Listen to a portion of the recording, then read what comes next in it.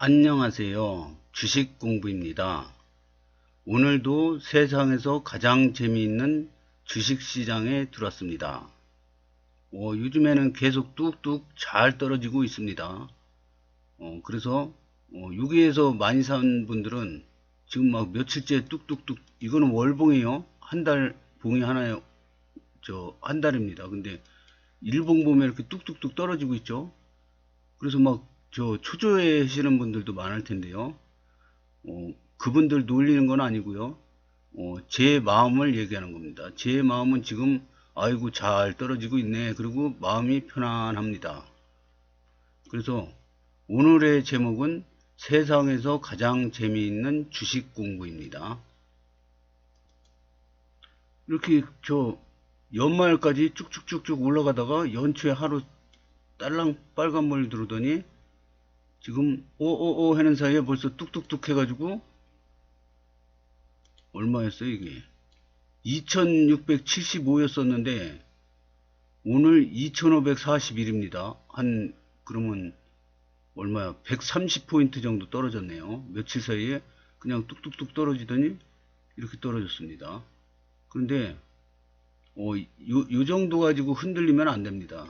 이거는 그냥 잘 떨어지고 있네, 이런 거로 표현을 해야 합니다. 왜냐, 이게 지금 급등을 해는 차트라도요, 그냥 이렇게 급등하는 차트는 없어요. 이 엘리어트 파동이라고 1파, 2파, N자형 상승이라고 그러죠. 이렇게 상승했는데, 이렇게. 왜냐, 여기서 산 사람들이 여기서 많이 먹었지 않습니까? 그럼 팔고 싶은 욕구가 생기거든요. 그러면 저 같은 사람은 그냥 갖고 가지만은 여기서 수익 실현을 많이 한단 말입니다. 그러면 막 팔아요. 그러니까 일시적으로 조정이 옵니다. 여기서 사가지고 여기서 많이 먹었어요. 그러니까 막 파는 거죠. 그러면 일시적으로 조정이 왔다가 이렇게는 안 갑니다. 그래서 여기서 막 파는 사람이 있어서, 안 파는 사람도 있지만 사는 사람도 있지만 파는 사람이 많습니다. 이익 실현하는 거죠. 그래서 좀 떨어집니다. 떨어졌다가 쭉 또 다시 올라가죠. 그래서 N자형 상승이라고 그러죠. 그래서 지금 그 단계인지 아니면 폭락 단계인지 그거는 모르겠지만 확률상으로는 이렇게 좀 떨어졌다가 21선 깨지면 손절해라 그랬는데 저는 손절 안 합니다. 충분히 떨어질 때까지 기다렸다가 다시 올라가면은 이제 여기서 추가로 더 사겠죠. 그걸 어떻게 하느냐, 이제 자기만의 방법대로 찾아야 돼. 이거를 자기만의 방법대로. 만약에 이렇게 저 같은 경우에는 볼린저 밴드, 엔벨로프 안 닿다가 올라가지 않습니까? 여기도 달라 그러다 달랑말랑 하다가 그냥 올라가지 않습니까? 그래서 여기 닿을 때까지 기다리지 말고 요쯤부터 매집을 시작하는 거죠. 그리고 더 떨어지면 더 사고, 더 떨어지면 더 사고, 이런 식으로요. 그리고 언제 올라갈지는 몰라요. 이거 올라가는 척에다가 다시 떨어질 수도 있고. 그러니까 아무도 모르니까 분할로 매수합니다. 분할로. 이 떨어질수록 분할로. 그러다가 좀 올라가면 또 여기서 산 거는 좀 줄여주고, 또 떨어지면 또 여기서 비싸게 판 거 싸게 또 사고. 그러니까 이 주식시장은 대응의 영역이라고 그러지 않습니까? 그러니까 앞으로 어떻게 일어날지 몰라요. 그런데 이제 앞으로 뭐 이렇게 떨어졌다고 쳐요. 그럼 이제 여기서부터 사는 거죠, 뭐. 여기서부터. 그래서 엔벨로프 볼린저 밴드 겹칠 때 좀 많이 사고, 근데도 또 떨어질 때도 있어요. 그럼 또 사는 거지, 뭐. 또 사는 거예요. 그러면 이렇게 떨어진 거는 이 이격도가 크기 때문에 이게 급격하게 올라갑니다, 이게. 그래서 그 단기간에 수익을 많이 낼 수가 있습니다.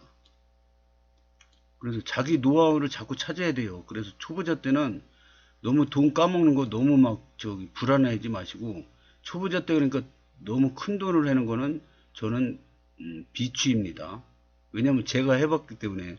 제가 주식에 주자도 모르면서 어떻게 그렇게 전 재산을 몰빵을 했는지, 그러니까 밤마다 울었죠. 그래서 오늘의 얘기는 세상에서 가장 재밌는 주식 공부를 해라 이거죠. 우리나라에서, 우리나라가 지금 이제 선진국 아닙니까? 그래서 우리나라에서 만약에 연봉 3천만 원 받는다 그러면은 저 하위 계층이에요, 하위 계층.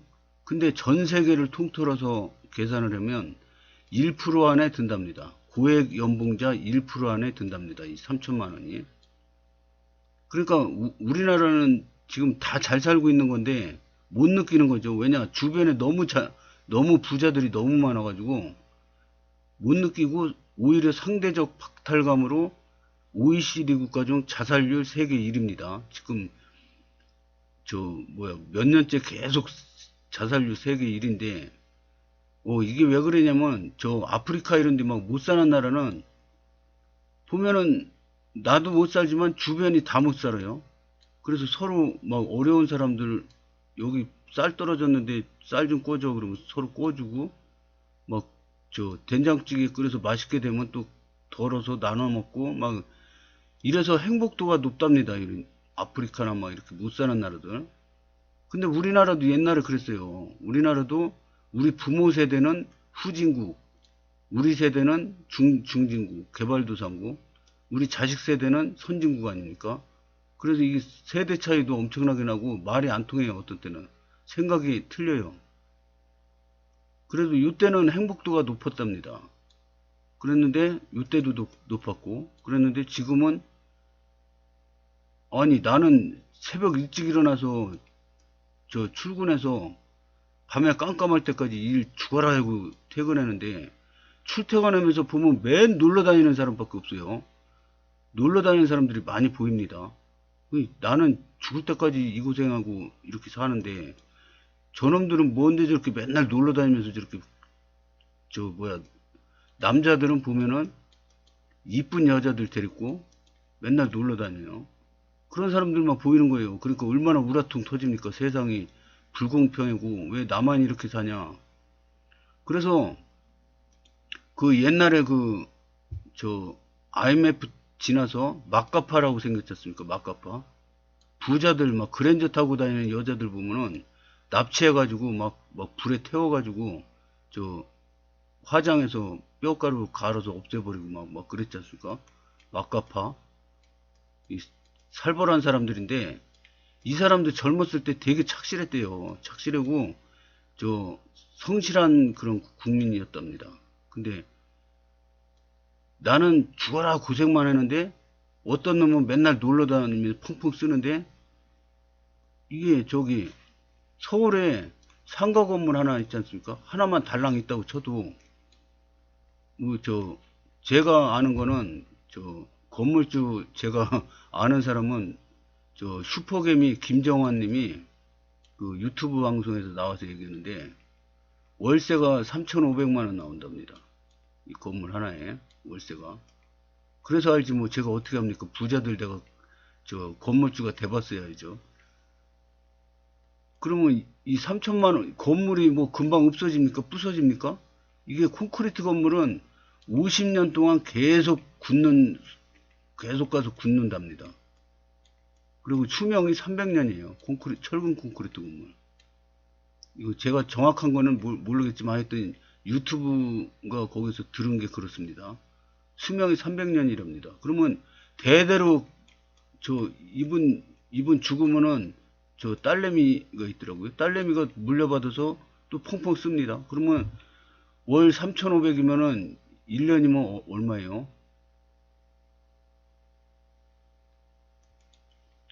4억 2천이네요. 4억 2천. 그러면 한 달에 3,500만 원을 다 어떻게 써요? 그러니까 이렇게 빌딩 하나 서울에 건물이 엄청나게 많지 않습니까? 빽빽하게. 근데 이런 거 하나 갖고 있으면은 직장 안 다니고 평생 그냥 놀고 먹어도 되는 거예요. 그냥 자식도 그렇고. 그러니까 이렇게 저 막가파가 생기는 거죠.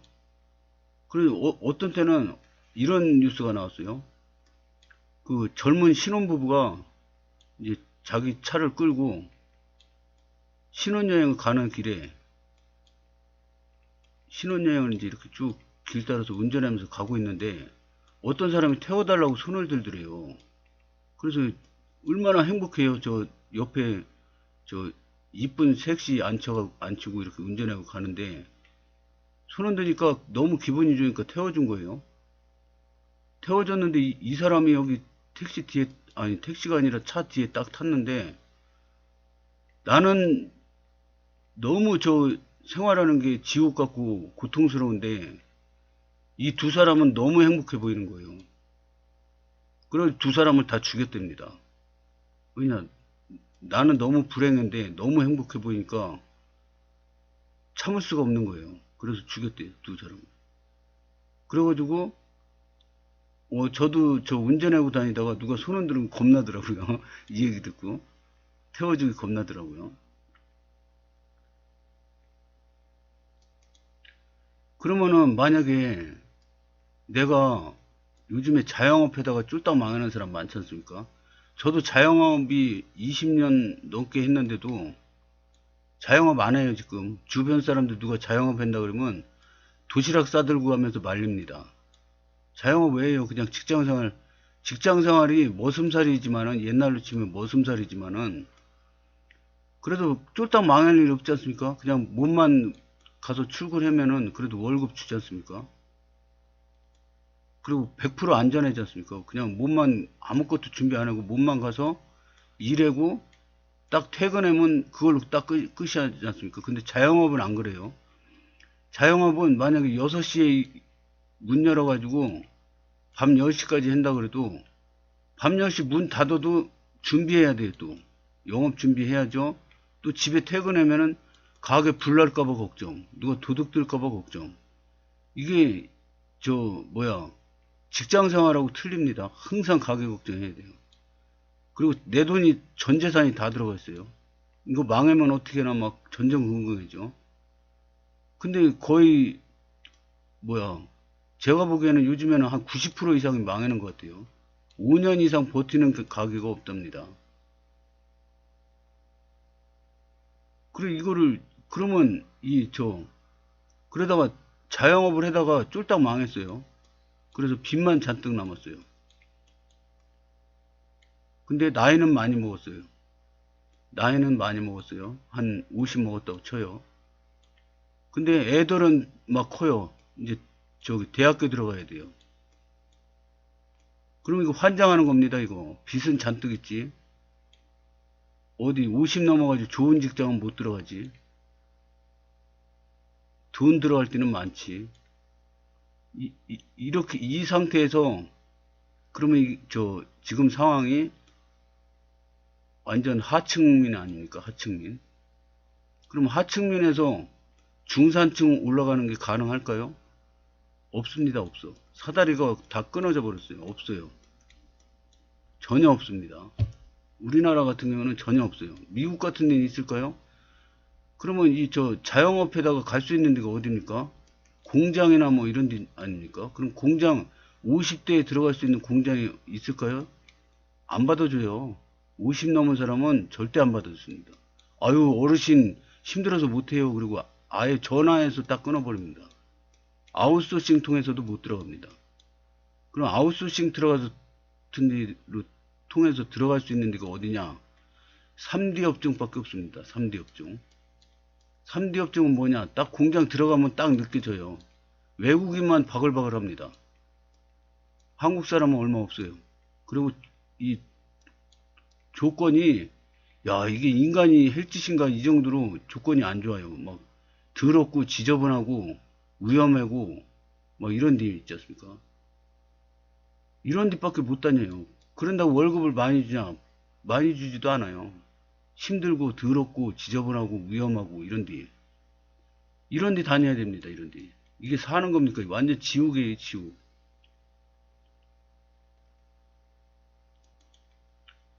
저도 불과 한 10년 전만 해도 이 상태였어요. 그래가지고 이 얘기 하다 보니까 울컥했습니다. 제가 지금 읽고 있는 책은 사람 공부라는 책입니다. 사람 공부. 이게 공자님 말씀 나오는 건데요. 여기에 보면은 이 못 사는 사람이나 막 진짜 똥꼬냥 찢어지게 못 사는 사람이나 아니면 여유 있게 잘 사는 사람이나 둘이 똑같이 행복하게 살 수 있다 이거죠. 어떻게 행복하게 사냐? 배움을 놓지 말라 이거예요. 배움을. 계속 공부해라 이거죠. 배움. 그래서 내가 어제보다 오늘이, 오늘보다 내일이, 내일보다 모레가 계속 나아지잖아요. 그러면 행복할 수 있다 이거죠. 행복. 그러면 우리나라 사람들 보면은 부자라고 행복했냐? 그렇지 않거든요. 부자라고 다 행복한 것 같아요? 안 그래요. 부자인데 자식이 맨날 속색이고 뭐 맨날 누구 두드려 펴가지고 경찰서 가고 막 그냥 맨날 사고해요. 그러면 돈 있으면 뭐합니까 이거? 자식이 언제 다 털어먹을지 모르는데. 그러면 노후는 어떻게 합니까? 노후에 나이 먹어서 신고 쓰는데 자식이 와가지고 돈 달라고 맨날 부모 두드려 패고 그러면 어떻게 합니까 이거? 신고도 못하고 자식을 어떻게 신고합니까? 그러니까 부자라고 무조건 행복한 게 아닙니다.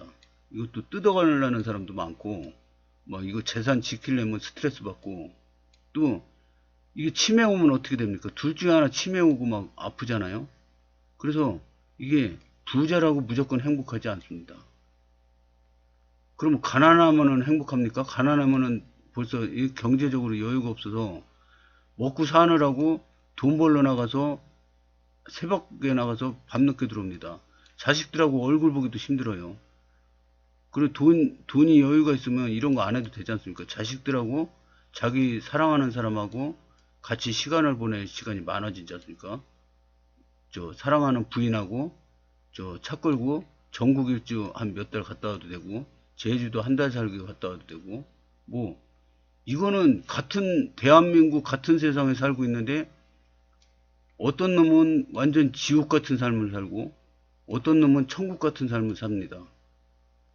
이거 너무 불공평하지 않습니까? 근데 부처님이 한 말 있죠. 일체 유심조라. 이 인간은 어떠한 조건에서도 행복을 찾을 수가 있답니다. 생각하기 나름이라 이거죠.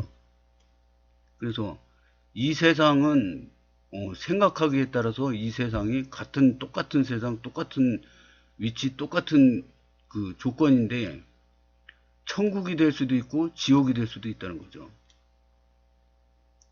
그래서 이 공자님 말씀은 여기 한 대목을 한번 읽어보겠습니다. 인생이란 언제나 처음 겪는 일을 헤쳐나가는 모험과도 같다. 물론 좋은 일도 있지만 그에 못지않게 어려운 상황에도 처하게 된다. 때로는 높은 담에 가로막혀 좌절하기도 한다. 배움이란 삶의 장애물을 헤쳐나가는 도구를 얻는 것이다. 그리고 사람들은 그 장애물을 깨트리고 나아갈 때 쾌감을 얻는다. 따라서 호악하는 사람은 상황에 연연하지 않는다. 부귀할 때는 절제와 겸손을, 고난에는 도전과 열정을 새긴다. 어떤 상황에서든 당연히 행복한 삶을 누릴 수 있다. 이게 멋진 말이지 않습니까? 어떠한 상황, 내가 고난에 처해 있고 가난에 찌들어 있어도 행복할 수 있다 이거죠. 행복한 삶을 당연히 누릴 수 있다. 부귀할 때에도 절제하고 내가 부자다 그러고 잘난 척 하지 않고 항상 절제와 겸손을 가지고 생활하면은 행복할 수 있다 이거죠. 그래서 저는 인생에서 행복을 가장 중요시 여깁니다. 그래서 지금 직장생활 올해 포함해서 6년 남았거든요. 6년 더 이상 죽어도 안 해요 이제. 직장생활 할 생각 없습니다. 마지막 직장생활 주변 동료들과 행복하게 지내는 게 목표입니다. 일 잘해가지고 관리자 올라가고 이런 거 관심 없어요, 저. 관리자 해라 그래도 싫습니다. 저는 그냥 직장생활 6년 행복하게 지내고 주식 투자 열심히 하고 유튜브 열심히 찍고 이런 거 재밌게 하면서 6년 보람차게 보내고 마지막을 장식할 생각입니다. 그래서 옛날에 그 유명한 역사학자 사마천이 쓴 책에 보면은 가난한 사람이 가장 빨리 부자 되는 것은 책을 읽는 것이다. 그 말이 나와요. 이 옛날 사람이 어떻게 그걸 알았을까요?